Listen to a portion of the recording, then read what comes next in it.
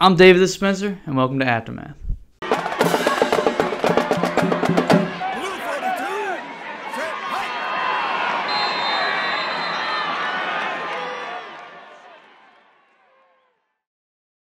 Welcome back to Aftermath, the Sportscast, where we cover the 912 area. We are back with Season 2. We're excited. It's been a long time coming. We've put in a lot of work this offseason, try to get everything ready. How you feeling, Spencer? Man, I feel good, man. It's the best time of the year. I'm so happy football's back. It's the fall. I say we're going to hop right into it. We do want to appreciate everybody being here for Season 2. We got a lot more coming on the way. We upgraded some things, switched some things, got to see some new camera angles this season. And we're actually picking up, we're going to be doing some more teams. We dropped 1 or 2. We picked up about 3 or 4. We're covering about 19 teams this season. And we're going to hop right into it. Starting with 1A D1, we're going to be covering Savannah Christian, Savannah Country Day. Nothing new there. 1A D2, just Savannah Highs in that division all by themselves. Hopping into 3A, that's where the most of the city teams are going to be. You got Islands, Jenkins, Calvary, Beach, Johnson, Windsor, Liberty, Long County, and Groves. Going into 4A, you got BC and Hamp, probably the hardest division out of everyone. For sure. Going into 5A, we got Effingham and South Effingham joining us this year. And finally, 6A, Richmond Hill holding it down at the top. As well as we also are covering St. Andrews and Bethesda, but they're in some other division. So, but no. They're in a whole other league. St. Andrews is in GIAA, Bethesda's in Skeeza. Bethesda's in South Carolina. Yeah, they won the state championship there and still haven't come back. So we thought they might after last season, but I wouldn't. I stay over there. Yeah. Defend the check. But we've been busy this past week. Scrimmage has been going on. Football season's back in play. Yeah. Tell us about something that you want to talk about. Man, we just coming off of 3 scrimmages last week. We had Islands versus Savannah High, Calvary versus New Hampstead, BC versus Camden, and then there was some. Those are the 3 games that we covered, and then there was some other scrimmages: Jenkins versus Richmond Hill. From what I was hearing, the final score was 34-3, but apparently the varsities, I think, was 12-3 or 13-3 by the time the varsities got pulled out. They said Jenkins looked good. They were running the ball, or they had a good drive. They ran the ball all the way to the goal line and then fumbled at the goal line. But I think they're running like a wing T offense now. Okay. So that's going to be interesting to see. But Richmond Hill is feeling really good about themselves. You know, they up there in 6A by themselves, coming down from 7A. There's no more 7A and GHSA no more. So 6A is the big dogs now. And Richmond Hill feels like they're one of the top teams out of everybody that we're covering. They feel like they're up there with the BC, Savannah Christian, Calvary, New Hampstead. So it's going to be interesting to see them. The wing T is going to be pretty effective in the city. Yeah, for sure. When they're playing against the city schools, it's going to be effective. Now, when they get to the playoffs, that's more disciplined defenses, better organization. Exactly. That's going to be a big question mark. Moving off of that game, Islands versus Savannah High.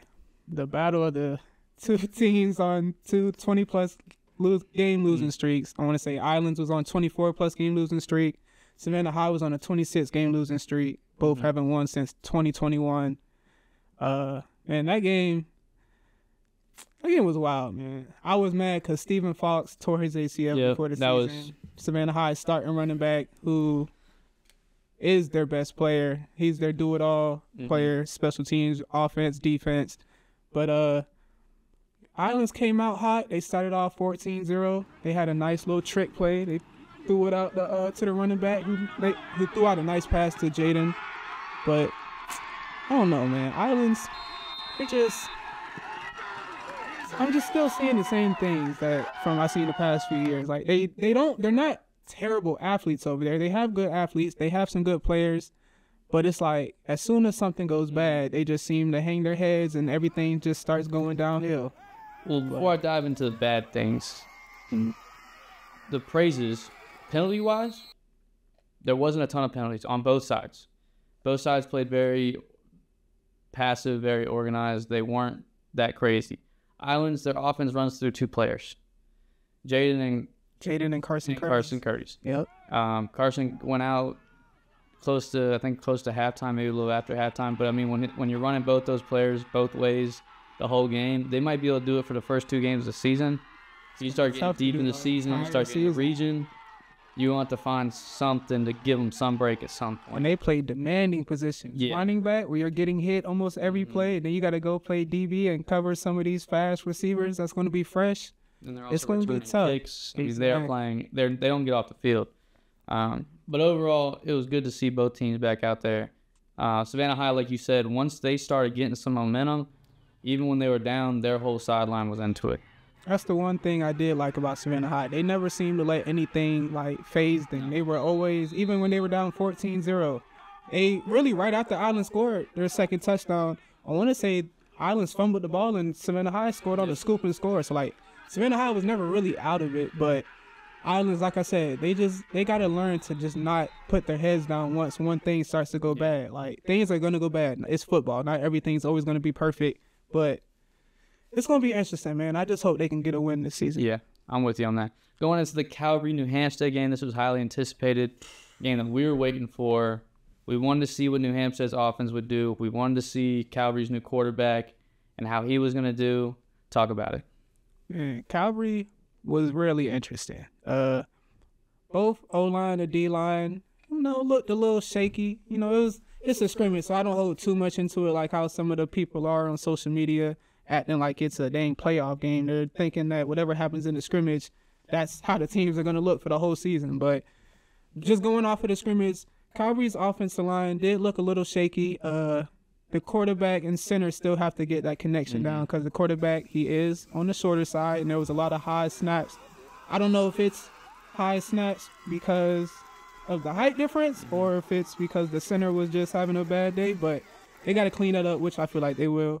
But what surprised me really was Calvary's defense, man. They just looked undisciplined early in the game. That first half, the play going into halftime, it was 4th down.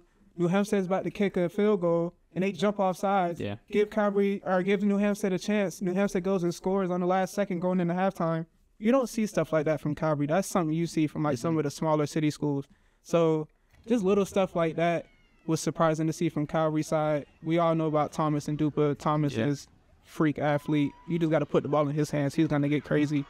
New Hampstead, though, you give Sean some time, it's going to be hard to stop them. Yeah, they're dangerous. You give Sean some time, it's going to be hard to stop them, man, because Sean has proven, and he still has, this season is going to for sure prove it because he has one of the toughest schedules out there. But he looked like it so far because Calvary's defense isn't no slouch. There's some good athletes out there.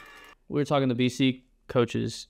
The reason that they like the schedule in this division is because college prospects or college scouts are going to respect the teams that they're playing against. If Sean goes out there and throws 400 yards in these teams, that's respectable versus going and throwing 400 on one of the city schools. Exactly. They're playing legit ranked teams that won state championships or that are contending for state championships. And it's no disrespect to the city schools, but basketball's y'all's strong suit. Football isn't. We all know what it is. So, but I'm real interested to see what New Hampstead looks like. Like I said, they got a tough schedule. They got Savannah Christian on there, BC on there. Their region's already tough. We'll talk about that later, but it's going to be interesting to see how they look. If you're diving into the last scrimmage that we went to, the BC in Camden County, this game was actually pretty packed for BC side was at least, but Camden was loud.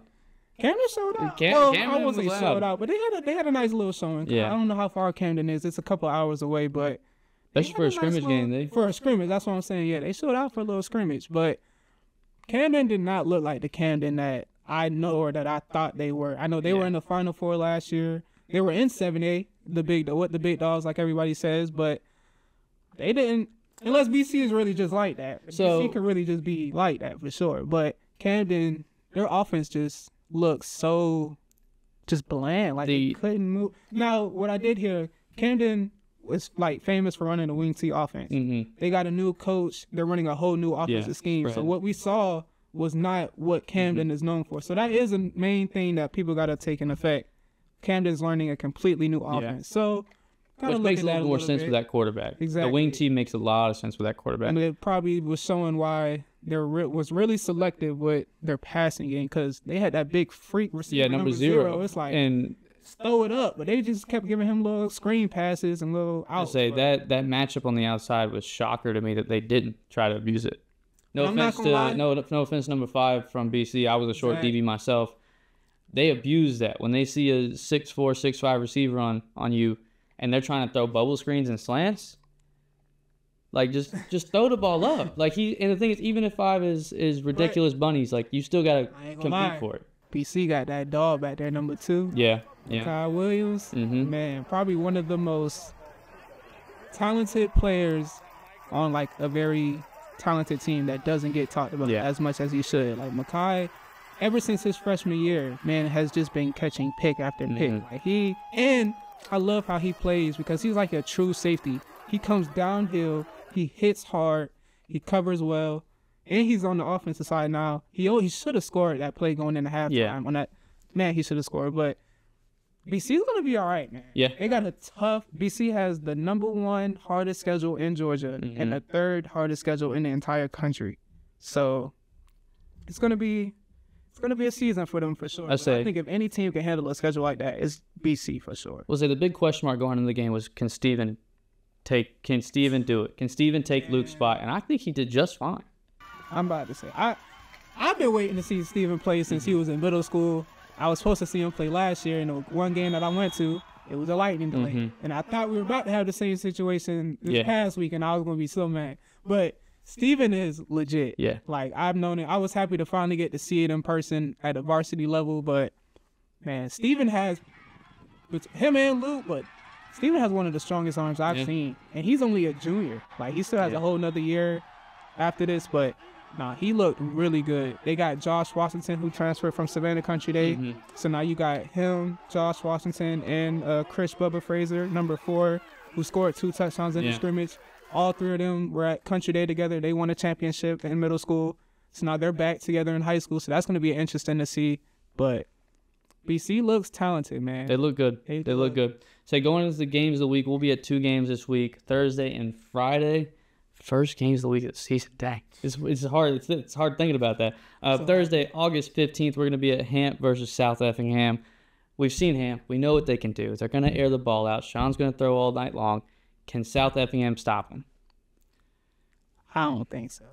I don't know a lot about South Effingham. I saw South Effingham during 7-on-7. I don't hold too much weight to 7-on-7 or scrimmages, but when that's the only way or the only time that I've seen you, that's all I get to go off of.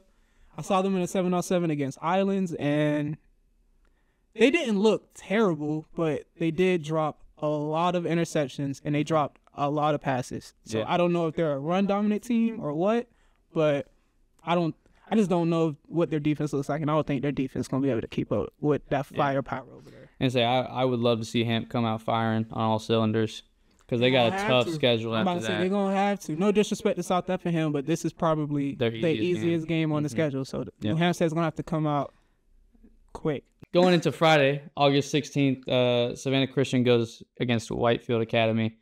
Savannah Christian coming off a fantastic season last year. They were young. They're a little more mature now. Running, that's what they had 85% of their team come back this season. Good bit, yep. First time to get to see Elijah in the senior season. So I think he's gonna go off. I'm guessing 4 or 5 sacks. That's my guess. Ooh, 4 or 5. Yeah, I don't even know nothing about Whitefield, but I don't think they got an O-line to stop him.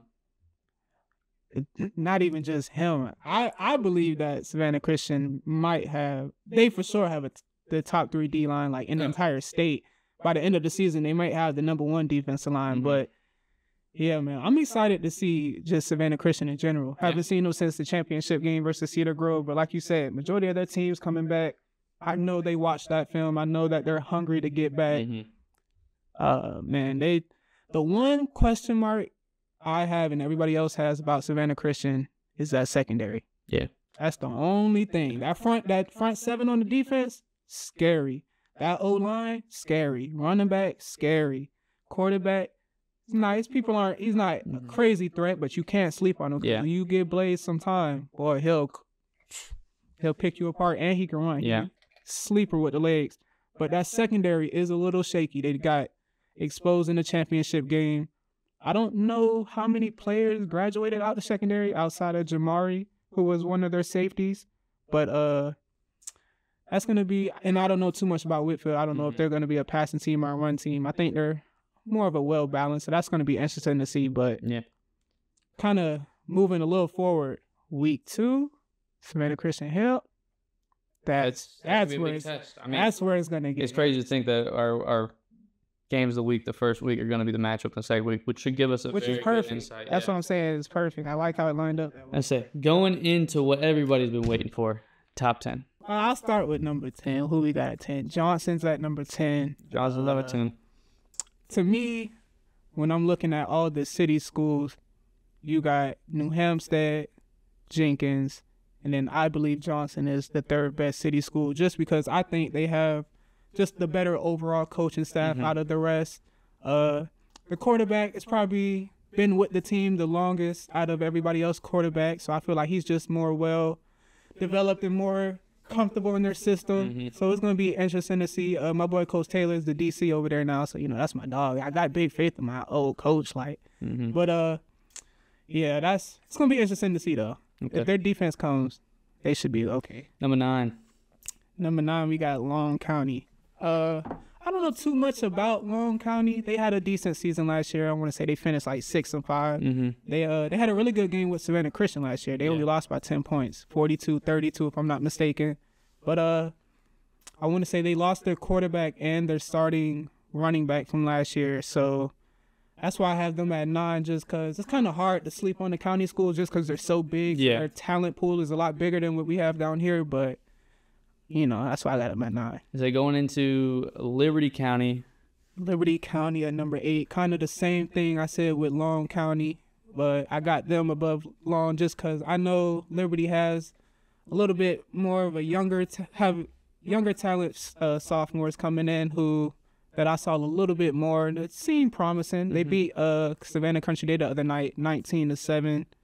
So don't know too much about Liberty, but I've seen a few of their players. I know they have talent over there, so that's why I got them at 8. Say going into number 7. Number 7. So I got Effingham at 7. Effingham doesn't look terrible. We saw them, like you said, when they played Richmond Hill in the spring game, so it's really hard to talk about a spring game because they were still in school last year. But they didn't look terrible, but they just didn't look too promising. Yeah. But I know that they have talent over there. So as the season goes on, they're able to put things together. I know they'll be able to. They were also playing Richmond Hill. Exactly. So it was a big school. Yeah. Going number 6. Number 6, we got Jenkins High School. Oh, Jenkins, man. Jenkins is funny, bro. Their players / fan base are die hard. They ride for their school and their team. I give them that. They had a crazy Cinderella run last year. Made it all the way. What was it? The Elite 8. Yep. But and now they're in easier region. They're going against all the city schools. So now they feel like they're at least going to win 6 or 7 games, which they should. If they don't, it's like, Jenkins, what are we doing? Yeah. But I got them at 6 because I just can't put them above any of the other teams that's above them. I say they had a solid run last year. I trust their coaching staff. They'll be legit. All right, going number 5. Top 5. Top 5. This is interesting. Yeah. Saw my Instagram story today as who they have in the top 5, how they got them ranked, and it was all over the place. But who I got at number 5, as of right now, preseason, I got Richmond Hill just because Richmond Hill, they're a big school. Like I said, they were in 7A, now they're in 6A. But it's just, Richmond Hill should be bidding up on the lower classification schools that they do play. But it's like when they do play up against the equal level comp or comp that's better than them, I just don't really ever see them perform or outperform or just shock anything. They just go out there and play. So it's like they haven't really shown me anything, and then they're super hype off this Jenkins scrimmage. It was a good showing, don't get me wrong, but it was a scrimmage. It was, yeah. Now they have New Hampstead, I want to say like week 4. That's gonna be a big game. They beat New Hampstead. That's when everybody has to put respect on Richmond Hill for sure. So going into number 4. Number 4. They kind of fell. They kind of fell this year. They did. And this one had me stuck because I was fighting between 3 and 4. Like, who do I want to put where? But I got Calvary at number 4, man. I got Calvary at number 4. That scrimmage, just like I said, because a lot of people were saying New Hampstead was blitzing the whole game. Like, they were just blitzing. Okay. make some adjustments. I get they were blitzing, it was a scrimmage, but make some adjustments. Put a running back up there, get some extra help, slide the protection either way you need to, like figure out what they're doing and stop it. Y'all are Calvary, like y'all, the standard that we look at Calvary, we hold y'all to the same standard as BC, Savannah Christian. Y'all are a state championship contender type team. And just, like I said, and this is a preseason power rankings. Don't look at this and think that this is where they're going to finish at the end of the season. Like, it's week 1 hasn't even started yet. But as of right now, I got Calvary number 4 just because they just looked a little shaky the other day. They did? I say they did against number. Who you got number 3? They looked shaky against number 3, New Hampstead, man. New Hampstead looked good. Like I said, if that O-line gives Sean time, New Hampstead can average at least 30 points a game if they want to. Easy. Like, literally all they're banking on is the O-line just holding up. Yeah. And they don't even have to be perfect. They just got to hold up for a little bit because Sean can move in and out the pocket. Yeah. He's not a stationary type quarterback. He can move. And also with their defense, their secondary didn't look bad, but there were some plays. Now, they were going against Thomas, but there were some plays that their secondary did break down. So if they're able to clean up some things in their secondary and then their O-line's able to hold up, New Hampstead's going to be one of those teams that shock and surprise a lot of people because of how hard their schedule is. They're going to be underdogs in literally almost every single game. Yeah. So when they do win a game, people are going to be like, oh, snap. Half the people are going to be like, oh, I already believed in it. Then the other half, it's going to be interesting to see, though. Take on number 2. Number 2 is the state champ runner-up, Savannah Christian. And people still aren't giving them any credit. Yeah. Like I said, man, they made a crazy run last year. They're returning literally almost all of their key players outside of David Busey, which is a big key player to replace. But when you have that crazy D-line, when you have Zoe Smalls at running back, they still got Camry Wall on both sides of the ball. Their O-line, they have a freshman who already has multiple Power 5 offers. Hasn't even played yet in high school. Already has multiple Power 5. Like, their O-line is legit. They might have the best offensive line in the entire city. Yeah. That's up there with BC, maybe Richmond Hill. But, Savannah Christian to me is up there for sure with one of the best teams. But I can't put them above BC yet, man. I still got BC at 1, especially with how they played last night. And like I said, I know Camden's learning a new offense, but Camden is a legit powerhouse. Their program is legit. Like, you can't sleep on what they have done in their history and what they did last year. They're coming off a Final Four run. I want to say BC made it. Were they in the Final Four last year or was that the Elite 8? I think they made Elite 8. It might have been the Elite 8, but both teams made deep playoff runs. We know about BC's history the last couple of years, but it's like BC still has proven they're a top dog. And when it comes to the rest of the teams in the city, I feel like BC was a matchup with any one of them. They would probably most likely come out each game with a win. I just think that in all the question marks we had going into that game, they filled all of them. And at the end of the day, they're still going to have the same coaching staff, which is arguably the best coaching staff in Savannah. Yeah. I mean, they're and we talked to a few BC players. They feel 100% prepared for every single game they go into, and that comes down to coaching staff and preparation. On top of the athletes they have, quarterback switch, you couldn't even barely tell there was a different quarterback in from last season to this season. I mean, they're firing on all cylinders, and if they do that, there's no reason they aren't one. I'm about to say, BC looks legit. They look certified, man. I'm excited to see how they handle this schedule. So I'm excited for this season, bro. We appreciate you watching. Again, Season 2, Aftermath. Make sure you like, comment, share. Make some new YouTube accounts so get the subs up. We're at 3,420 something, I believe. Something like that, man. All around that. Is, man, we need to hit 10K. 10K? Yeah. Forget that 5K stuff. Shoot for the stars, huh? Yup. I say we appreciate you again for coming and supporting us. If you see us at the games, holla, take pictures, share with your friends. You're going to be seeing a lot of us this season. So we'll be trying to get out to as many games as we possibly can. We're trying to get a team together so we can get more people. Also, ads. We talked to a few people about getting some sponsorships. We're willing to put you on the. But let them know. We're willing to put your company on the show, on the channel. Maybe do some segment stuff with you. Try to get your company out there. Use this as a platform. We don't want to just be here to help the kids and do all that, but also help the local companies, local businesses, so we can be a staple of Savannah. But anyways, until next week, this is Thursday episode. Until next week. Peace.